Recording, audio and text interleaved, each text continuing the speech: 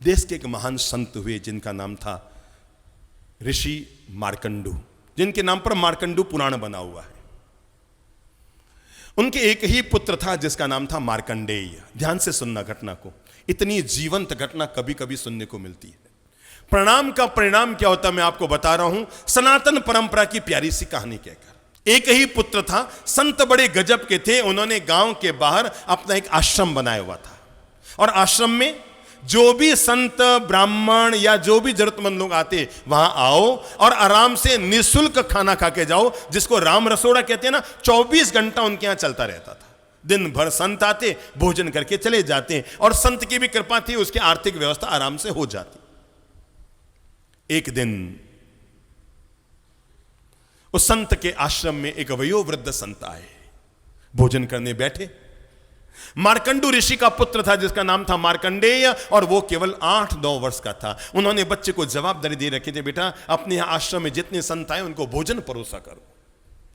तो वयोवृद्ध संत आए और बच्चे ने जैसे ही थाली लगाई और उनके लिए भोजन परोसना चाहा, संत की बच्चे से आंख मिली, और आंख मिलते ही उन्होंने बच्चे से कहा, बेटा तुम्हारे पापा कहां हैं? तो उसने कहा, मेरे पापा तो ये जो संत हैं आश्रम के जो अधिपति है वही मेरे पापा है। कहा उनको बुलाओ। मार्कंडू आए, प्रणाम किया वयोवृद्ध संत को। तो उस वयोवृद्ध संत ने मार्कंडू ऋषि से कहा कि मैं आपको सावधान कर देना चाहता हूं, ये जो आपका बेटा है ना, मैंने इसका भविष्य देख लिया है। आज से ठीक 6 महीने के बाद और इसी समय दोपहर में 1:30 पर इस बच्चे का शरीर शांत हो जाने वाला है। ठीक 6 महीने के बाद मैंने इसका भविष्य देख लिया है, और तुम्हें इसलिए बता रहा हूं ताकि इसके आत्म कल्याण के लिए तुम जो करना चाहो सो वो कर सको। वयोवृद्ध संत तो कहकर चले गए, पर वो मार्कंडू ऋषि चिंतित हो गए, क्या करूं क्या करूं क्या करूं, अब 6 महीने में अपने बच्चे का क्या करूं। और वो संत भी इतने ज्ञानी हैं कि जरूर उनकी बात में कोई ना कोई दम है, बात झूठी तो नहीं होगी। क्या किया जाए क्या किया जाए क्या किया जाए, क्या करूं क्या करूं क्या करूं। उन्होंने सारे शास्त्रों को देखा, और देखने के बाद उन्होंने अपने प्यारे पुत्र को अपने पास बुलाकर सिर पर हाथ फेरते हुए कहा, बेटा वो जो ज्ञानी संत वयोवृद्ध संत कह के गए, तुमने बात सुनी? हाँ पापा मैंने सुनी। उन्होंने कहा मैं 6 महीना और जीऊंगा। ठीक है पापा, जैसी जिंदगी। पर बेटा नहीं नहीं नहीं नहीं, ऐसे कैसे? अब मैं तुम्हारे जीवन में सत्कर्म करा रहा हूं, तुम पहला काम किया कर, अपने आश्रम में जो भी संत ऋषि आए ना, जो भी ज्ञानी पुरुष आए ना, जो भी भोजन करने आए ना, तो उन्हें भोजन कराने से पहले घुटने टिकाकर उन्हें प्रणाम किया कर। क्या किया कर? प्रणाम किया कर। बच्चे ने कल से वही शुरू कर दिया। जितने भी संत आते, जितने भी ज्ञानी आते, जितने भी मेहमान आते, मैं बता रहा हूं आपको प्रणाम का परिणाम क्या होता है। वो बच्चा रोज उन्हें प्रणाम करता, नमस्तु, प्रणाम मुनिवर, प्रणाम संतवर, प्रणाम ये प्रणाम, जो भी आता उन्हें घुटने टिका के प्रणाम करता। और 6ठा महीना आ गया।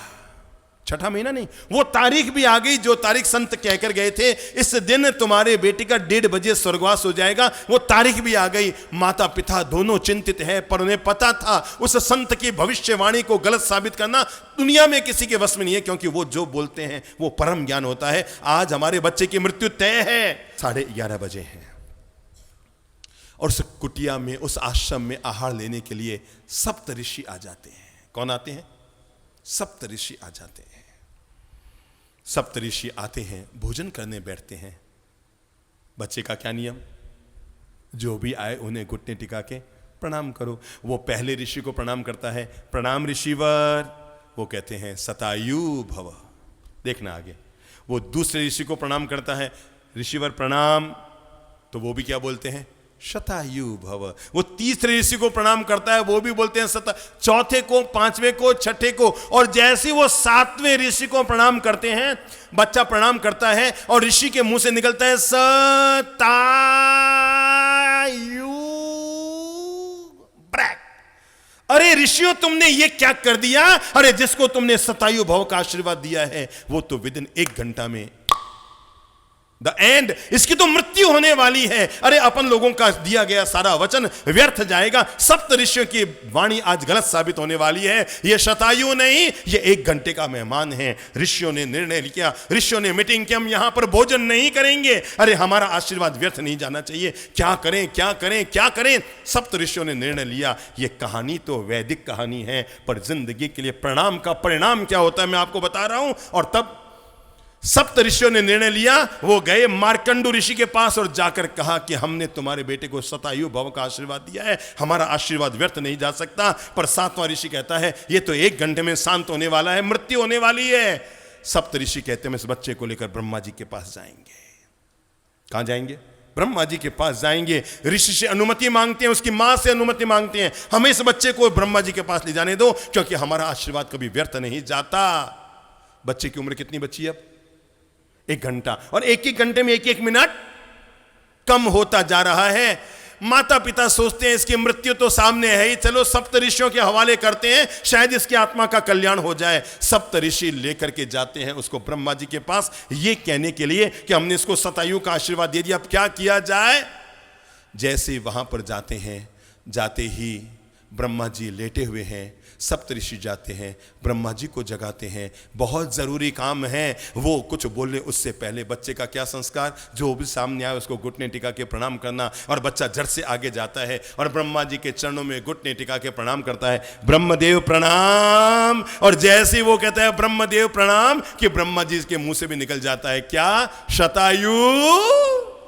अरे वो सप्त ऋषि कहते हैं भगवान जो भूल हमने की वही भूल आपने कर दी। अरे इसकी उम्र तो 1 घंटा बाकी, अब तो आधे घंटा भी नहीं बची है, क्या करें क्या करें क्या करें क्या करें। तभी वहां पर उजाला होता है और ब्रह्मा जी को लगता है यमराज किस लिए आया, ब्रह्मा जी के लिए, सप्त ऋषियों के लिए, किसके लिए, बुद्धि लगाओ।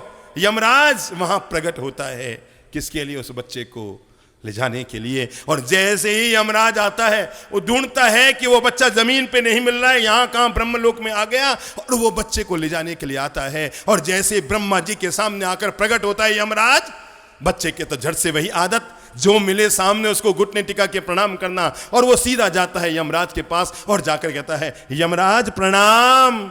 यमराज भूल जाते हैं और उनके मुंह से भी निकल जाता है शतायु। अरे ब्रह्मा जी कहते हैं बेवकूफ क्या कर रहा है तू, हम दो तो पहले ही फंसे हुए हैं उसको शतायु भव का आशीर्वाद देकर, हमारी उलझन तो हम निकाल ही नहीं पा रहे, क्योंकि किसी भी व्यक्ति का आयुष्य आगे पीछे नहीं हो सकता। अरे हम खुद फंसे हुए हैं इसको शतायु भव का आशीर्वाद देकर, और यही भूल तुमने कर दी। तब कहते हैं यमराज, मैं बताता हूं प्रणाम का परिणाम क्या होता है।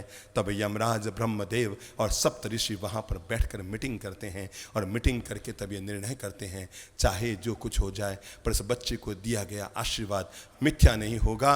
और तब यमराज की ओर से उस बालक को उम्र मिलती है, शतायु की उम्र मिलती है। और तब उसके पिता मार्कंडू और उसकी माँ के पास लेकर के ब्रह्मदेव उस बच्चे को लेकर आते हैं और लाकर कहते हैं हे ऋषिवर, तुमने जो इस बच्चे को सलाह दी यही उसके जीवन को बचाने में खास भूमिका अदा कर गई, और तुमने पता नहीं ये कौन सा संस्कार इस बच्चे में डाल दिया। जो व्यक्ति सुबह उठकर माता पिता और घर के बड़े बुजुर्गों को प्रणाम करता है उसको तो मौत भी कभी मार नहीं सकती। और कहते हैं आधे घंटे बाद मरने वाला वो बच्चा 100 साल की जिंदगी और पाने में सफल हो जाता है। याद रखना, हाथ उठाकर कोई व्यक्ति 10 लोगों को नहीं जीत सकता। बड़े से बड़े पहलवान, बड़े से बड़ा पहलवान भी हाथ उठाकर 10 लोगों को नहीं जीत सकता, पर हाथ जोड़कर कोई भी व्यक्ति लाखों लोगों के दिलों को तो जीत ही सकता है।